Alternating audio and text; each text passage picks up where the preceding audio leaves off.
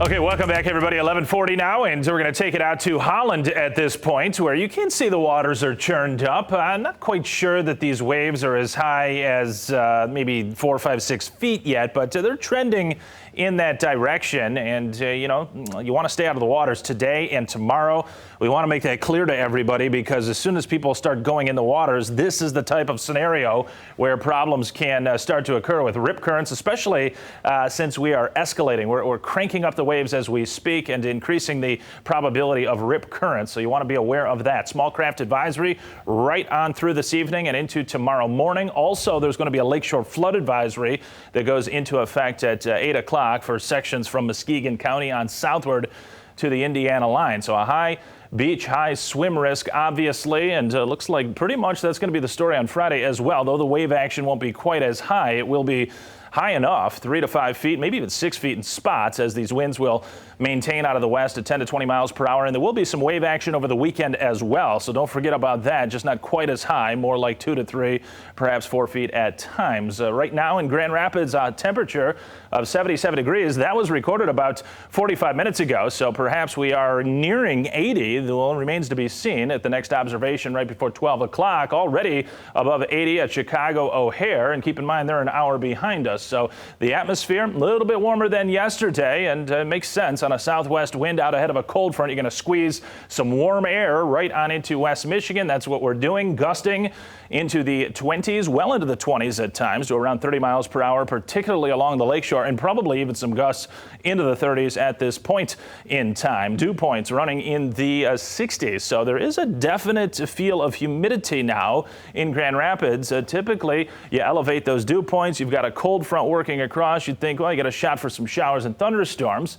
And I guess I can't rule out a sprinkle or a shower here in GR between now and the next few hours, but the odds seem pretty low because we're so far removed from the main forcing mechanism there over atop Lake Superior. That's where the area of low pressure is. Granted, you can get showers and storms to form just along a cold front, and they are, but it looks like it's just a little bit further north of our viewing area. Nothing blossoming within our West Michigan viewing area at this point, though the highest chance for a shower, thunder shower to come about will be across the northern row of counties. There are those Lakeshore flood advisories. Again, Muskegon County on southward, the typically prone areas to get a little bit of flooding, and definitely the erosion will be the same areas for today. Upper level pattern. This is what I want to show you now. Heat still dominant out west. There is this trough of low pressure that will be building in behind this cold frontal passage this afternoon. So we do turn cooler. I mean, we're talking about highs around 70 to the lower 70s tomorrow. We'll gain a few degrees Saturday and Sunday.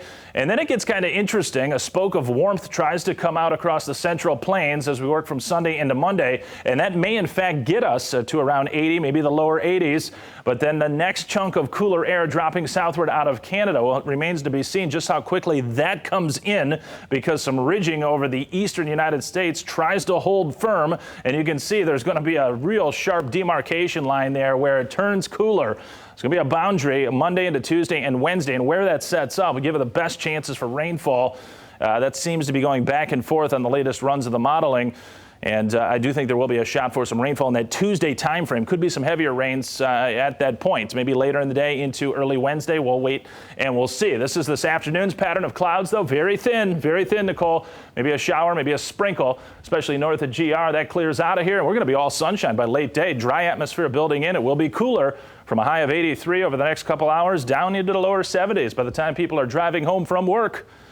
Rain chances early next week. It's not going to be raining at all times. I think the best chance on Tuesday, and we'll keep an eye on those temperatures. Well, Labor Day weekend signal